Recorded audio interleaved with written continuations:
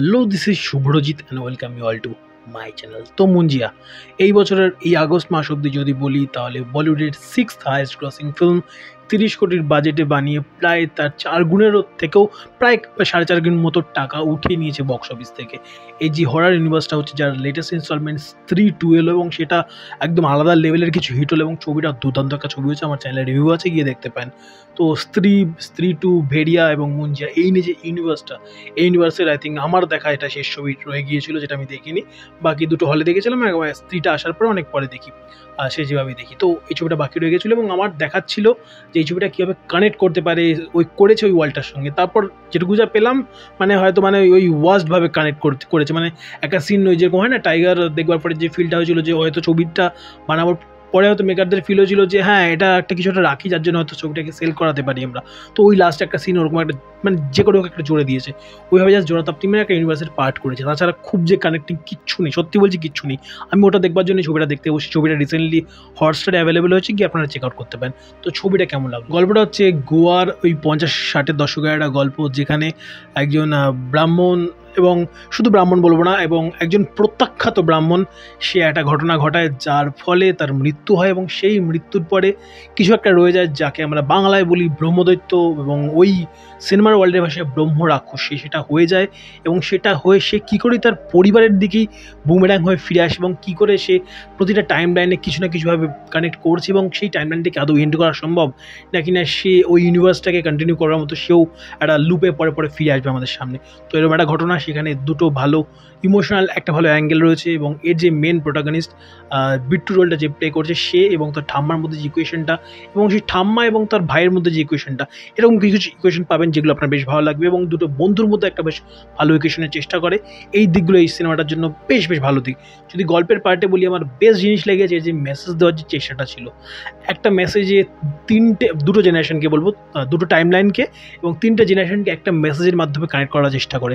সেই মেসেজটা আমার খুব ভালো লেগেছে এবং এই মুহূর্তে আর.জি. কর নিয়ে যে সারা দেশ উত্তাল, শুধু আর.জি. কর নয়, আর.জি. করের পরেও অনেক ঘটনা, প্রায় গোটা 10-12 কাণ্ড তো নিউজেই পড়ে ফেলেছি, সে দেশের বিভিন্ন প্রান্তের হয়ে থাক না কেন। রিসেন্টলি আজকেও অন্ধ্রপ্রদেশে একটা ঘটনা দেখলাম, বাথরুমে নাকি মেয়েদের লেডিস ওয়াশরুমের মধ্যে রাখা একটা হিডেন ক্যামেরা পাওয়া গেছে, সেই নিয়ে বিশাল হাল্লা চলছে অন্ধ্রপ্রদেশের একটা ইঞ্জিনিয়ারিং কলেজে। তো এরকম জিনিসপত্র চলছে, তারপরও চলেছে আমাদের চোখের সামনে। এই মুহূর্তে আর.জি. করটা যেহেতু এতটা বড়োভাবে চলে এসে, তো আমাদের চোখে অন্যগুলো পড়ছে না, বাট এরকম ঘটনা ঘটছে।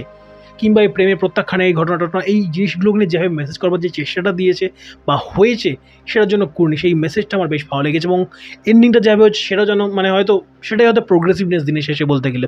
এবং আমার ওই শুরুটা এবং এন্ডিংটা বেশ ভালো লেগেছে।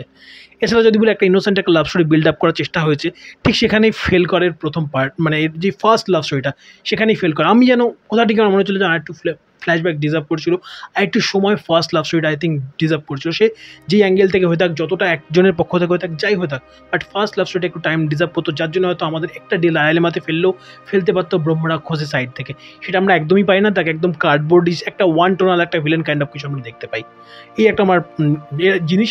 এবং এছাড়া যদি বলি, ছবিটা খারাপ নয়, কিন্তু ছবিটা এমনও নয় যে ছবিটাকে গিয়ে আমি আবার পরবর্তীকালে মনে রাখবো বা এই ছবিটার আমার কোনো সিন মাথায় থাকবে, আমি জাস্ট 2 বছর বাদে আমি ছবিটা জাস্ট ভুলে যাবো। মনে থাকবে যে একটা রাক্ষসের কনসেপ্টে একটা সিনেমা হয়েছিল এবং একটা ভালো মেসেজ দেওয়ার চেষ্টা হয়েছিল। এইটুকু ছাড়া এই ছবিটা থেকে সত্যি বলতে নেওয়ার কিচ্ছু নেই। ওই তারসিনে আয়া তুজকো বলে যে গানটা অবশ্যই বিশাল পরিমাণে হিট হয়েছে, রিলসে ঘুরে বেরিয়েছে বিভিন্ন জায়গাতে। ওই গানটা ভালো, গানের লিরিক্সটা একবার খেয়াল করুন। এই মুহূর্তে একটা ট্রেন্ড হচ্ছে, লাস্ট কিছু সময় ধরে আমি খেয়াল করছি, সে ওয়ানটা হয়ে থাক, সে আজ কি রাত হোকে হয়ে থাক, কিংবা সে তারসিনে আয়া তুজকো, এই যে গানগুলো না, এর মধ্যে একটা প্রতিবাদী সত্তা, বা প্রতিবাদী বলা ভালো, তার থেকেও বেটার বলা আই থিঙ্ক একটা উমেন এম্পাওয়ারমেন্টের একটা গল্প বলার চেষ্টা হচ্ছে, তাদের একটা ভাব রাখার যে চেষ্টা করছে, একটা ক্রিঞ্জ, একটা অবজেক্টিফিকেশনওয়ালা একটা গান। ওই মেতো তন্দুরি মুরগি হু ইয়ার গটকা লেসা ইয়া অ্যালকোহল, ওরম একটা মাইন্ডসেট থেকে বেরিয়ে এসে একটা আইটেম নাম্বার হচ্ছে বা একটা ওরম একটা নাম্বার হচ্ছে, তার মাঝখানেও হয়তো অনেকটা কিছু বলবার চেষ্টা হচ্ছে, সেটা আমার বেশ ভালো লাগে। তো সেরকমই ভাবে একটা ভালো লিরিক্স নিয়ে গানটাকে তৈরি হচ্ছে এবং সেখানে শারবারি ওয়াগের পারফরমেন্স ব্রিলিয়ান্ট, জাস্ট চোখের পলক ফেলতে দেবে না আপনাকে। সেটুকু ছাড়া সারা সিনেমা জুড়ে যদি বলি, এর যে প্রোটাগনিস্টের রোলটা যে করে, তার ক্যারেক্টারের যেই জিনিসগুলোকে ফ্লেশ আউট করবার চেষ্টা হচ্ছে, তার ক্যারেক্টারের বিভিন্ন দিকগুলোকে, সেগুলো বেশ ভালো লাগে। এবং শেষে তার ঠাম্মা একটা ডায়লগ দেয় এখানে, যে তুই সারা জীবন ঝোঁকা হাওয়ার মতো থেকে গেলি, বা একটা জাস্ট পলকা হাওয়ার মতো থেকে গেলি, কখনো তো ঝড় হয়ে ওঠ। ওই যে ডায়লগটা দেয় একটা সমুদ্রের পাড়ে, ওই ডায়লগটা আমার খুব হার্ড হিটিং লেগেছিলো, বেশ ভালো মানে ওই ক্যারেক্টারটাকে কোথাওটাকে যেন অন্য একটা শেড দেওয়ার যে চেষ্টাটা সেটা ডায়লগটা দিয়ে করে এবং সেই ডায়লগ রাইটিংটা খুব ভালো হয়েছে। এছাড়া কিছু কিছু জায়গাতে কমেডি খুব ওয়ার্ক করে। একটা গোলাপ জামুন বা একটা পান্তুর একটা পার্ট রয়েছে, রিসেন্টলি ওটা নিয়ে দেখছিলাম, তার একটা প্রমোশনাল মেটেরিয়ালও ছেড়েছে সোশ্যালে, তো ওই পার্টটা বেশ ভালো লেগেছে। কিছু কিছু জায়গাতে কমেডি ওয়ার্ক করে। মোস্টলি যদি ওভারঅল যদি বলি, একটা মোটা দাগের একটা ছবি হয়েছে যার মাঝখানে একটা ভালো মেসেজ ছিল, একটা ভালো রাইটিং ছিল, একটা ক্যারেক্টারের ক্ষেত্রে স্পেশালি একটা ক্যারেক্টারের ক্ষেত্রে ছিল, এছাড়া একটা ভালো একটা আইটেম সং তার রাইটিং ছিল। এই তিনটেই আমার জন্য আই থিঙ্ক সিনেমাটার মধ্যে রয়েছে। আর যেটুকু যা ভিএফএক্সের পার্ট দেখেছি আমার কিন্তু খারাপ লাগেনি। মিথ্যা বলে লাভ নেই, বলিউডের সিনেমা বলে বিশাল একদম বড় হতে যাবো সাউথের সিনেমা দেখলে ঠিক আছে, মানে যা বাজেটে করেছে ওটা ঠিক আছে, এরকম নয়। আমার বেশ ভালোই লেগেছে। আমার খুব একটা মনে হয়নি যে এখানে লিক করছে ওখানে লিক করছে, আমার ফিলটা দেয়নি।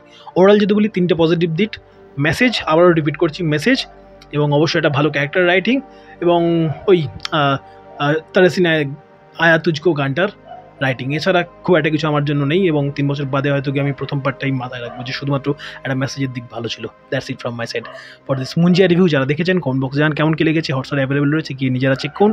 যারা চেক করুন আপনাদের মতামতটুকু জানান। চ্যানেল নতুন থাকলে চ্যানেলকে সাবস্ক্রাইব করে চ্যানেলের সঙ্গে থাকুন। Bye bye.